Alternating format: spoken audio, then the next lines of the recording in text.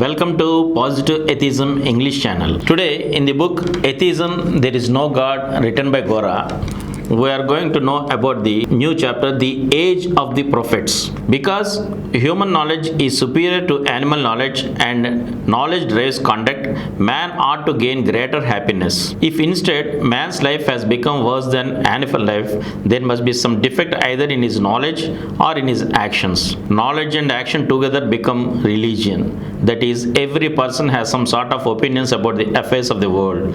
Each person could form these opinions either by his own thinking or by accepting the opinions current in the society into which has been born and in which he has been brought up.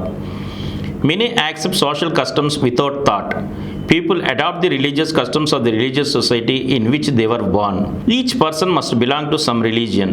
His aspirations, arts, action, and ideas all follow the point of view of that religion. The conduct based on true knowledge indeed leads to happiness, and the conduct based on false knowledge leads to unhappiness. In every religion, there must be opinions which express truths about the world. When these opinions are true, then the followers of these religions gain happiness by practicing their respective religion. To the extent that there are falsehoods in the knowledge of that religion, to that extent the followers would only obtain unhappiness. Besides knowledge, one also needs action to attain happiness. Action is undertaken according to one's knowledge. If a person's knowledge is not true, there are two methods to remove the unhappiness that results from such knowledge. The first is to subject his religious knowledge to verification, abandon its falsehoods, and accept only those truths that stand verified. That is, to bring about a change in the religious knowledge. The second is not to change the religious knowledge but merely to direct one's conduct towards happiness. In this method, people talk about religious virtues but strive for selfish gain. This is immoral.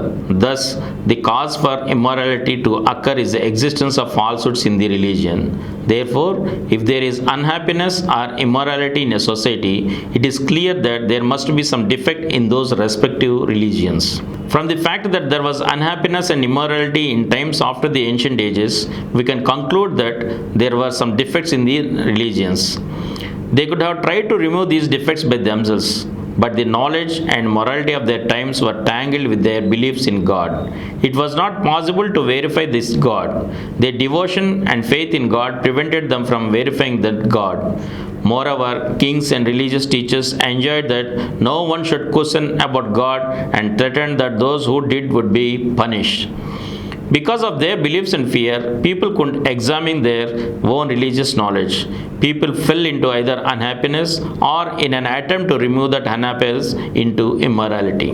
Cowardice, selfishness, and deception grew among common people, social unity declined, and individual happiness also diminished. At that juncture, some dared to change their religious knowledge fearlessly.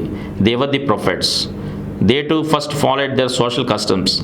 As they gathered further life experiences, they observed the immorality and unhappiness in their society. They sought ways of establishing happiness and morality.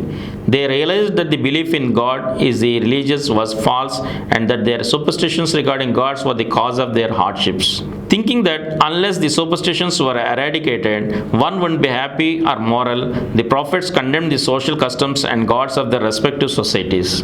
The Buddha, Jesus, and Muhammad were such heroes. An Egyptian king of 1300 BC called Amenopheus IV also changed the religion of his time. He condemned the belief in gods such as Osiris, but because human knowledge was not so developed and because self-seeking religious teachers surrounded society on all sides, religion regressed to the old ways after Amenopheus. By the time of the age of the Buddha, Jesus, and Muhammad, human civilization progressed to some degree. Science and social unity had enhanced. Within that context, the prophets expressed their respective opinions. They declared that the gods and their brothers were worshipping were totally false. Because of the knowledge available at that time, they could not, however, totally remove the idea of God. These prophets instituted a new God in place of the old ones and founded new religions. But there are many differences between the gods of these prophets and the old gods. Along with these gods, the notions of soul and the other world also changed. Although the religions founded by the prophets were part of the theistic tradition, many atheistic ideas penetrated into them. They based much human knowledge on verification. They placed a greater emphasis on serving mankind than on salvation. They taught that God is not like a king who has a punishing nature, but like a father who is kind and loving. Along with this came hymns in place of worship and festivities in place of sacrifices. There was no need for religious teachers. Those who followed these new ideas become free and socially conscious. There was a difference between the old and new points of view.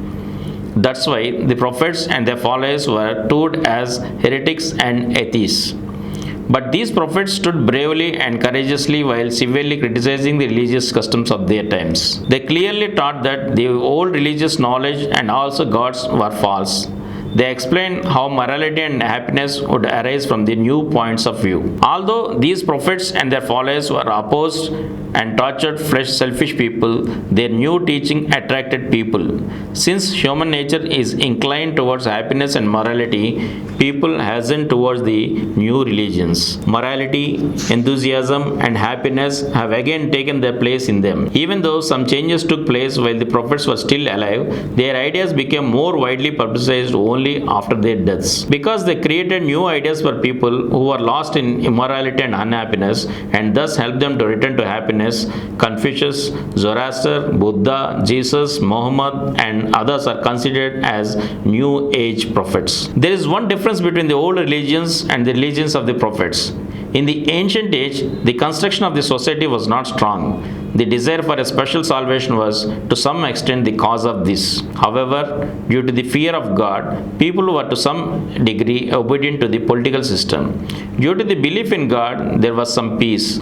Because there was peace to some extent, there was some social construction. But the prophets brought that great changes in the methods of social construction. In the religions of the prophets, much emphasis was placed on the social outlook. They taught that salvation lay in serving humanity, that God loves only those who love their brothers, and that serving humanity is worshipping God. Due to such ideas, social outlook and efforts towards social construction were put forth extensively. That is why a new doctrine that people could convert followers of other religions into their respective religions came into existence. If some believed in older gods and some others believed in newer gods, social construction cannot go on properly. Because the belief in God is fundamental to the theistic religions, if there is a difference of opinion concerning that idea, then smooth functioning of the society will be difficult.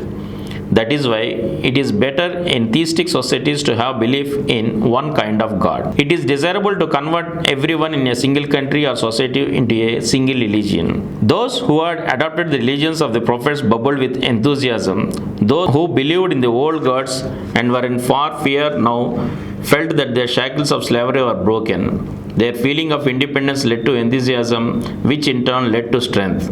They formed societies and started recruiting followers of other religion with a view to improve the societies. They founded religions in the names of those prophets and began propagating the new points of view. Those who adopted the new religions even fought wars to win followers from the older religions. We can see from history how after the prophets, the religions of Buddhism, Christianity, and Islam have spread. The morality and happiness made possible by the new points of view were responsible for the spread of these religions. When the new religions came into practice, their new point of view, new moral codes, and new arts became quite strong. Human happiness increased, society improved.